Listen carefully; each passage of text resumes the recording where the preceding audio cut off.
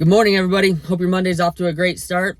I wanted to address something that I talk about a lot in the office. I discuss with you guys a lot, and that's the idea of motion. I tell a lot of you guys, I want you, especially on a Thursday and Wednesday, your last appointment of the week, I tell you, I want you moving over the weekend. I want you to stay moving. I want to tell you a little bit of why I say that and why I say that so often. And I use the cast analogy in the office. A lot of you guys know if you wear a cast or you wear a sling for an extended period of time, when you get that cast or you get that sling off, whether it be your arm or your leg, that arm is all atrophied, it's stiff, it hurts to move. Until you start to move it, until you start to exercise it, you do that long enough, it starts to look and feel just like the other one. I want to talk about this on a more macro level, though.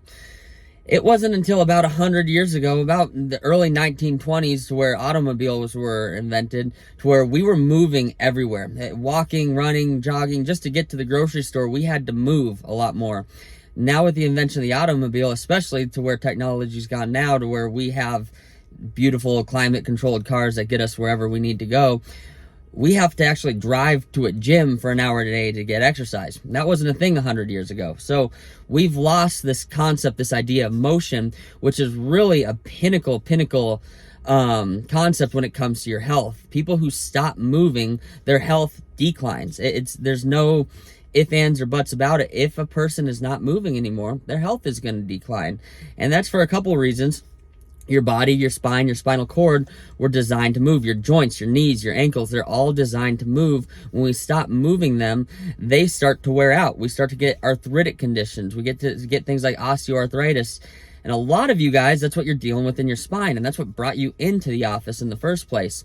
And what I want you to think about, when I look at your spine and I show you, we're only looking at a two-dimensional image of your spine when we look at your x-rays, but what's actually going on in there, when I show you those segments that are worn out, they're somewhat arthritic or they're pre-arthritic, I want you to think of one of those sponges you find underneath your sink that are dried out, they're kind of rotted, they just don't have the moisture like they're supposed to, like a sponge is designed to. That's what a lot of those discs, a lot of the joints in your body look like when they come in. And that's because your body's locked that segment down, that area down, and it's not moving the way it's supposed to. So your body's not adapting, it's not getting that joint fluid in there to lubricate that joint the way it's supposed to. What I'm doing is I'm moving that joint, I'm allowing that joint to start to move, and over time that joint lubrication is going to start to move.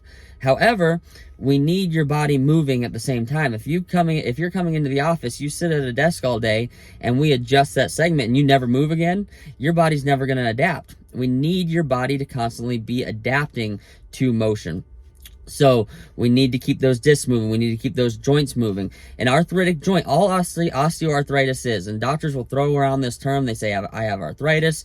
People come to me on their first visit and say, doctor, I have arthritis. Somebody told me. All arthritis is, especially osteoarthritis, which is what most of you guys are referring to. Osteo is talking about bone. Osteo means bone. Arthro is joint. That's talking about the joint. Itis is inflammation. You got inflammation in a joint. If you have inflammation in that joint in your spine for a long time, they're going to say you have arthritis. They're never going to tell you why that's there, and it's because of a lack of motion. The last thing that I'll say, which is the most important thing, your spinal cord. The main purpose of your spine is to protect your spinal cord and the spinal nerves. Your spinal cord, your nervous system depends on your spine moving to transfer nutrients and information up to your brain.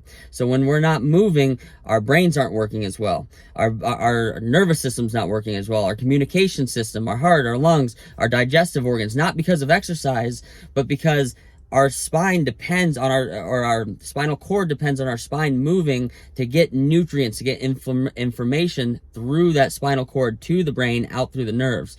That's the most important thing. What we're doing, that we're going to be doing today, all day, is we're going to be looking for those joints, those segments that aren't moving. We're going to get motion in them, and that's why your body's going to function. It's going to heal better than it has been. If you need anything, you let me know. Just a little reminder, we are closed Thursday afternoon. We'll be open normal hours the rest of the week, but Thursday afternoon, special closure for continuing education. So if you usually get in during that shift, try to make it up during another shift.